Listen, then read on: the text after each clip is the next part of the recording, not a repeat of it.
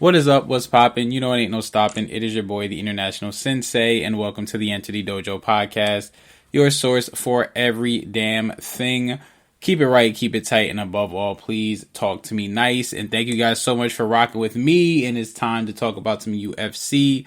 Fighting is very, very rough, and now we have a ton, and I mean a ton, of fighter cuts. A lot of layoffs going on in the UFC, which is very, very sad, man. I mean, I talked about this some this week about just like the fight game, and one of the things about the fight game is like it does not pay a lot, honestly. Like in the grand scheme of things, like the average person is not making crazy money. Like let's compare them. Like the NBA, for example, like the average NBA player is making quite a bit of money. You know what I'm saying? Even if they don't play a ton, they're making good money, and they don't get that beating. You know what I mean? Like if you're an NBA player that doesn't get a lot of play time, but you're in the league 10, 15 years, you know what I mean? Like you're like a six man, or you're like a bench player, role player, whatever.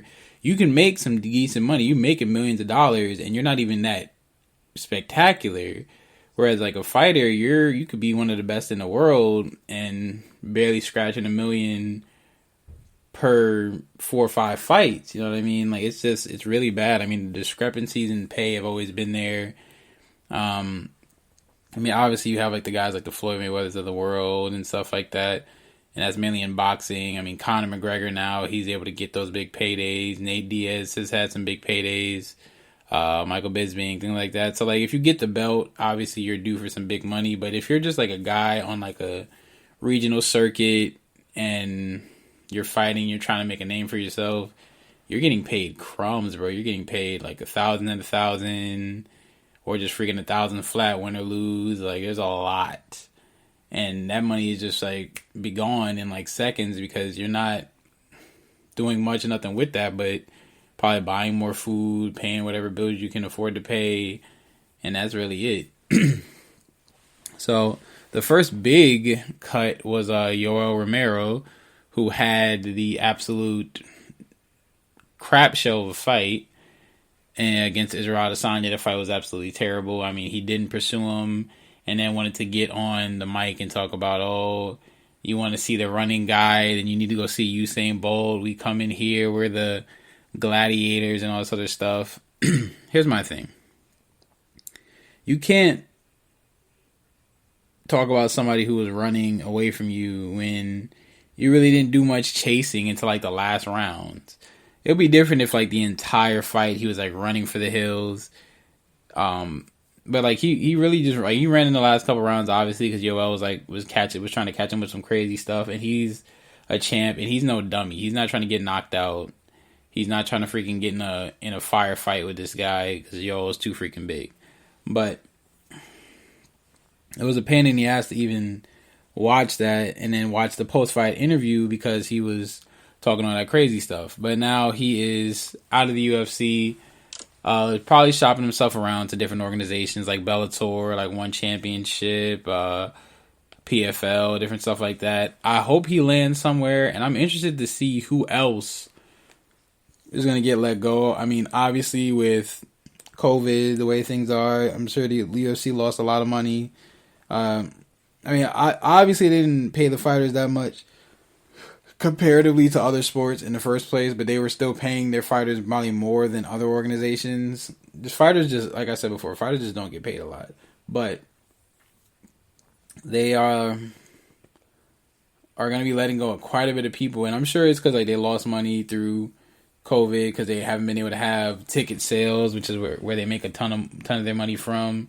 So a lot of it's been coming from pay-per-view and things like that, which I'm sure has been good, but I know it's probably been nowhere near as good as it needs to be in order to sustain and keep all those fighters on. But it sucks, man. I mean, like obviously, like the people that like are safe are like the champions, and so like guys like Izzy, guys like Usman, things like that, Figueiredo. I mean, there's some guys like I'm trying to think. Like there's some guys like that don't have titles that are obviously safe, like Ngannou, John Jones, because he relinquished his belt because he's going to have to fight heavyweight. Probably Reyes. Like there's a good amount of people that are safe, obviously, but it's really gonna mess up probably a good amount of like the undercard fighters and stuff like that that really were crawling their way up to the top, and they kind of got derailed by this whole COVID thing. I'm sure some of them have been able to get on cards and get some good fights in and things like that, but it's a big hit. So I know, like, I'm sure probably some, like, a lot of young guys are probably going to stay on just because they are the future. So guys like O'Malley are going to be staying on, but a lot of the older guys that can still win fights, but necessarily aren't as don't have as much longevity, like Yoel Romero. I mean, yes, he's still in amazing shape for 43, 44, or something like that. 43, 44 years old, but he is getting very old. Like 43, that's extremely old for a fighter. And now you're creeping into damn near 50, and once you get there, it's like, dude, you need to pack it in. I don't care how good a shape you're in. Like, I mean, I guess Hopkins is like the rule, and maybe Yoel Romero will be the exception to the rule too, but the average 50-year-old is not getting in a freaking cage and closing the door behind them and fighting a young savage. It's just not gonna happen. But it is what it is. I truly hope he does land somewhere else if he wants to continue fighting. Which, I mean, it doesn't surprise me considering like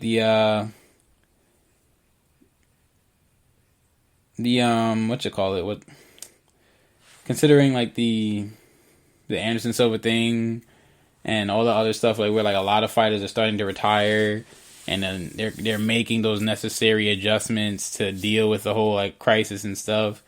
So I could kind of understand. I didn't see as many fighters as they said were coming, because I think they said Dana came out and said there's going to be like 60 fighters, that's a lot. That's a lot of people that are going to be out of work. So we'll have to see, man. We will have to see.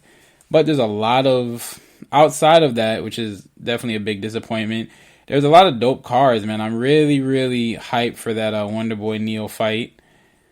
I think Wonderboy's last fight was against Vicente Luque, where he beat him by decision, which was a really strong fight. This weekend is a Figueiredo versus Marino.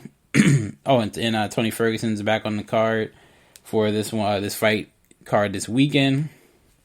Now, I'm not gonna lie, I'm I'll say the slightest bit worried about Tony Ferguson, just because he took so much damage in the Gaethje fight, and I'm not sure how his chin's gonna hold up. I mean, I said that about I was thinking that about what is his name? Anthony Smith, and he ended up proving me wrong. So we'll have to see. But Tony Ferguson is a warrior, so the warrior spirit might come out. Who knows? But again, I just worry because when you've been in the game a while, which Tony has, and you've taken as much damage as he has, especially that last fight, he took an ungodly amount of damage. Like, most people would have went to sleep. I worry that he's gonna be one of those guys, like, after fighting, how he's gonna be. You know what I mean? The same thing with Anthony Smith. Like, what are you gonna be like after your career is over? Like, what's your head gonna be like after your career is done? I mean, obviously that's a risk that you take when you get into combat sports.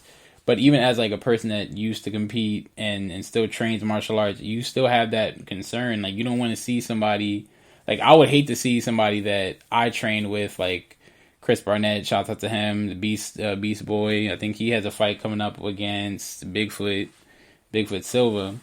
I would hate to see him in like 15 years from now coming up to me talking like punch drunk and talking all weird and things like that. Like, I don't like to see that. That's just me.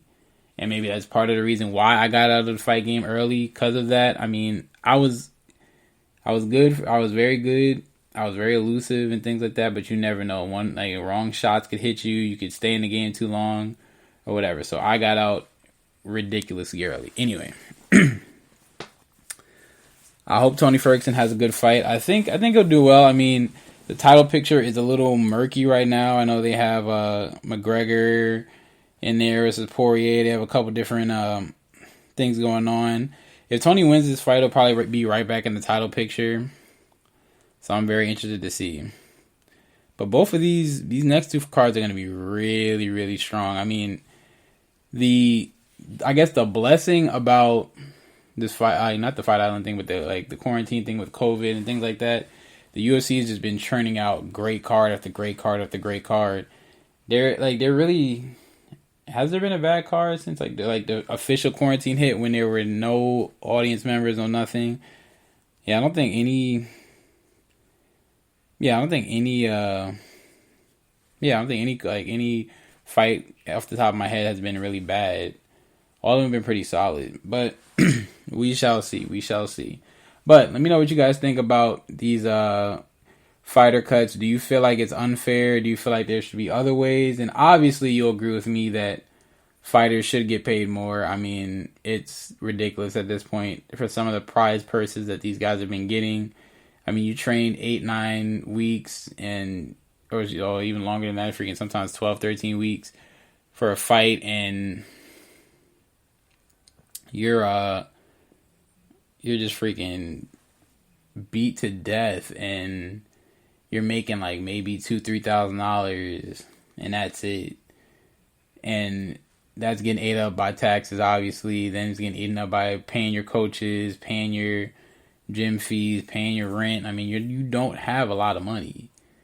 Like, you really don't. Unless you're making it to like the absolute top, you're not making a ton of money. Like, even on one of the first Fight Island fights, one of the fighters was like on the mic crying because he's like, dude, I don't want to go back and work a regular job.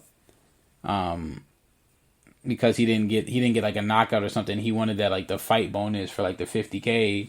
And he's like, man, I don't want to work a regular job. I don't want to work this job, blah, blah, blah. I need this bonus. I need the fight bonus. And probably because he was so emotional, the fight was very good. But I would not have given him the fight bonus. If that would have never happened, I highly doubt he would have gotten the fight bonus. But doing that makes you look a lot better in the eyes of the public if you're going to give a fight bonus to a guy who's crying because he has a family to provide for and all that stuff, which they all do. But you catch my drift. You know what I mean? Like, it was very, very convenient, to say the least, that he received the fight bonus after that little outburst.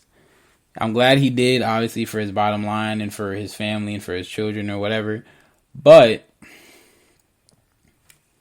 it was strategic on the part of the UFC. Let's call a spade a spade.